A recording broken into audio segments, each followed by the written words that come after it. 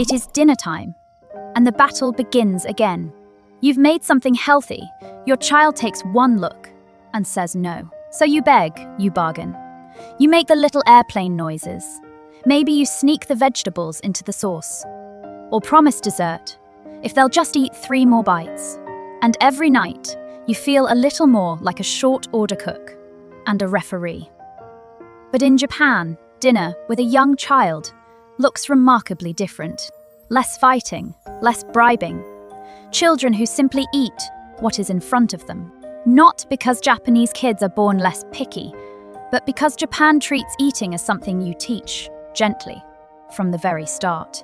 And the way they do it can quietly end the dinner battle in your home too.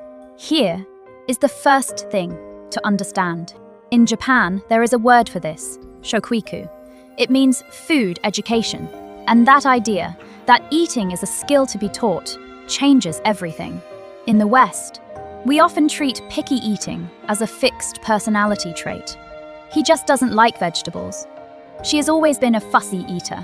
So we either fight it or give up and serve the same 5 safe foods forever.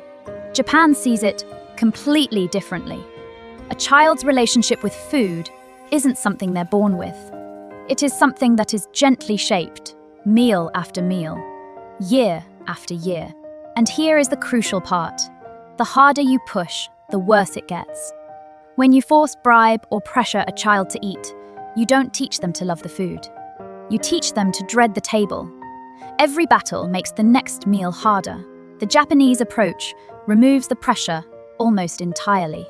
And strangely, that is exactly when children start to eat. And before we go on, let me say this. If your dinners have become a nightly battle of bribes and tears, you are not doing it wrong, and your child is not broken. Almost every parent has hidden a vegetable or promised a treat just to get through. These instincts come from love and worry that they're not eating enough. I'm not here to add guilt to your plate. I'm here to make dinner feel a little less like a war. So here are 3 things Japanese families do that slowly turn a picky eater into an adventurous one. None of them involve force, or bribes, or hiding food. Let's start. The first idea is simple and powerful. Issho ni Tsukuru, to cook together. In Japan, children are welcomed into the kitchen from a very young age. They wash the rice, they tear the lettuce, they stir the pot with help. They help carry dishes to the table.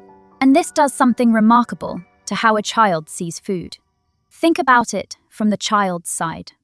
A plate of vegetables that simply appears in front of you is a mystery, even a threat. But a dish you helped wash and stir and arrange is something you're proud of, something that is partly yours. Children are far more willing to eat what they helped create.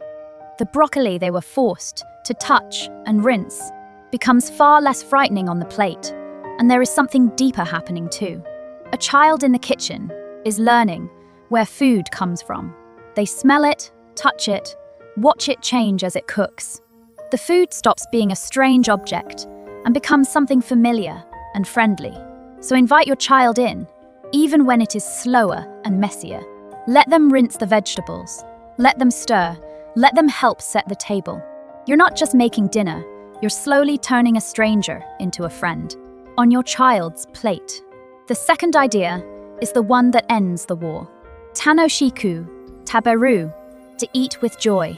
In Japan, the dinner table is protected as a pleasant place, not a battlefield, not a negotiation. A warm, relaxed time, together. And this matters more than almost anything. Because here is the hard truth about pressure. A child who feels stressed at the table will not eat well. They can't. When we hover and push and watch every bite with anxious eyes, the child feels it, and the table becomes a place of conflict, not comfort. The food itself gets tangled up with that bad feeling. Japan flips this completely. The goal of a meal isn't a clean plate. The goal is a warm, calm, enjoyable time around food. No begging, no bribing, no lectures about 3 more bites. The parents eat the same food with visible enjoyment and good conversation. And children, who learn by copying, slowly absorb that food as a pleasure, not a fight. So try this, even though it is hard. At your next meal, let go of the outcome. Don't comment on what they eat or don't eat. Just enjoy your own food, talk, and laugh. Make the table the warmest place in the house. A relaxed child at a happy table eats far more than a stressed one who is being watched. Quick pause. I'm curious about something.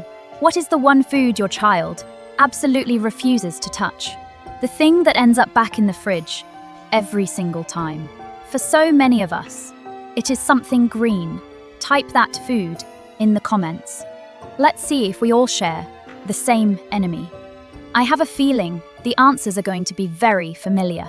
The third idea takes all the pressure off while still moving forward. Hitokuchi dake. It means just one bite. In Japan, a child is rarely forced to finish a food they don't like, but they're often gently invited to do one small thing, to try a single bite. And here is why this works so beautifully. Most picky eating isn't about taste. It is about fear of the unfamiliar. A new food looks strange, so the child rejects it before it ever reaches their mouth. But the research on this is clear and reassuring. A child often needs to see and taste a new food many times, sometimes 10 or 15 times before they accept it. Most of us give up long before that. We offer broccoli twice, hear no, and decide they hate it. Just one bite changes the math. No pressure to finish, no battle. Just a tiny, low-stakes hello to a new food, again and again over weeks. And if they spit it out, that is fine. They still tasted it. That still counts. Slowly, quietly, the unfamiliar becomes familiar. And one day, without any fanfare, they eat the broccoli. So drop the clean plate rule. Drop the 3 more bites. Just keep offering, calmly, and invite one small bite. Then, let it go. You are playing a long game. And patience, not pressure, is how it is won. So, here is the whole thing. Issho ni Tsukuru, cook together, and a child eats what they helped make. Tanoshiku taberu, keep the table warm and joyful. Because pressure kills appetite. Hitokuchi dake, just one bite, offered again and again, with no force at all. Notice the thread running through all 3. It is the removal of pressure. The dinner battle isn't won by pushing harder. It is won by stopping the fight. I won't pretend it is instant. A child who has been pressured for years won't change overnight. There will be rejected plates and meals that end in tears. That is normal. But slowly, as the pressure drains out of your table, something shifts. The food stops being the enemy, and so do you. And here is what I really want you to take away tonight. Your picky eater isn't being difficult, and you haven't done anything wrong. Eating well is a skill, and like any skill, it is built gently over time, with a child in the kitchen, a warm table, and no pressure to finish. Almost every picky eater slowly, quietly, opens up. One last thing before I go. Tell me, in the comments, one food your child surprised you by finally eating. Let's celebrate the small wins together. And I read every single one. And if this gave you a calmer way to think about meal times, subscribe to Mochi School. We have a lot more of these quiet ideas to share. I'll see you in the next one.